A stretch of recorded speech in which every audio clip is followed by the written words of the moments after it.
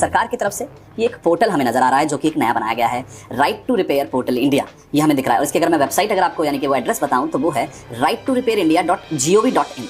Websites को बहुत ध्यान से देखिए, आजकल बहुत अलग अलग लिंक्स आते हैं, तो मैं आपको इसलिए बार बार इस चीज़ को अलग से समझा रहा हूँ। right2repairindia.gov.in पर जब हम जाएंगे अब, तो हमें यहाँ पर साफ तौर पे वो वेबसाइट तो नजर आ ही रही है कि अब किस तरह से इसको आगे बढ़ाया जाएगा। लेकिन ये वेबसाइट काम कैसे आएगी, ये इस वक्त हमें यहाँ पर लिंक जो नजर आ रहा है, इसको अगर मैं कॉपी करके आपके लिए, देखिए इसको आसानी से आपको समझाने की कोशिश इसलिए कर रहा हूँ जिससे कि आप लोग इसको अगली बार घर पे करें तो वो समझ आए कि अब उपभोक्ता को क्या अधिकार मिला है। इस अधिकार को समझिए। जब आप जाएंगे, आपके फोन का कोई भी मॉडल है, अगर हम सैमसंग के फोन का यहाँ पर देख रहे हैं, गैलेक्सी की अगर एस सीरीज के ऊपर जाऊं और एस सीरीज के अगर मैं किसी फोन की जानकारी लेना चाहूं तो S23 अल्ट्रा की अगर हम बात कर रहे हैं तो ये देखिए इस तरफ अभी डिस्प्ले का क्या प्राइस है वो हमें नजर आ रहा है। यहाँ पर सबसे बड़ी प्रॉब्लम इस वक्त उपभोक्ताओं के साथ क्या थी, ट्रांसपेरेंसी नहीं थी। उन्हें नहीं पता होता था कि अगर उनके आज फोन का ग्लास टूट जाएगा तो कितने में जुड़ेगा, क्योंकि अगर फोन टूटता है आप जाते हैं बैक पैनल भी बदलवा लीजिए, ग्लास भी बदलवा लीजिए, सर आपको इतने रुपए लगेंगे। और कभी कभी कंपनीज कहती थी जी अब ये फोन का मॉडल हमने बनाना बंद कर दिया है तो हम आपको इसकी जानकारी मतलब इसका पार्ट नहीं दे पाएंगे। इस तरह की चीजें भी यहाँ पर ग्राहकों के साथ होती थी और ग्राहक मजबूर हो जाता था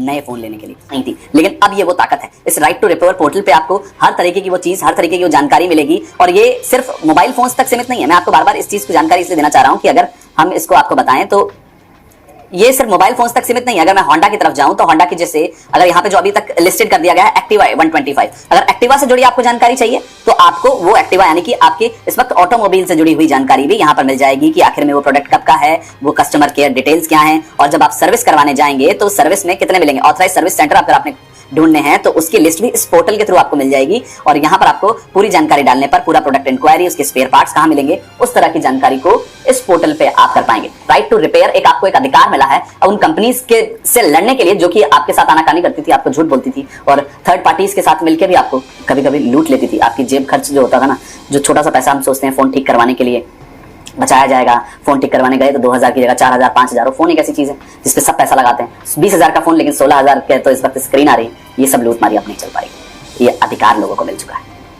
लेकिन इसकी जरूरत क्यों पड़ी, तो इसका जवाब है कंपनियों का लालच और अपने प्रोडक्ट के रिपेयर से बचने की मार्केटिंग स्ट्रैटेजी, जिसकी वजह से कंपनी अब अपने प्रोडक्ट की क्वालिटी लगातार गिरा रही है।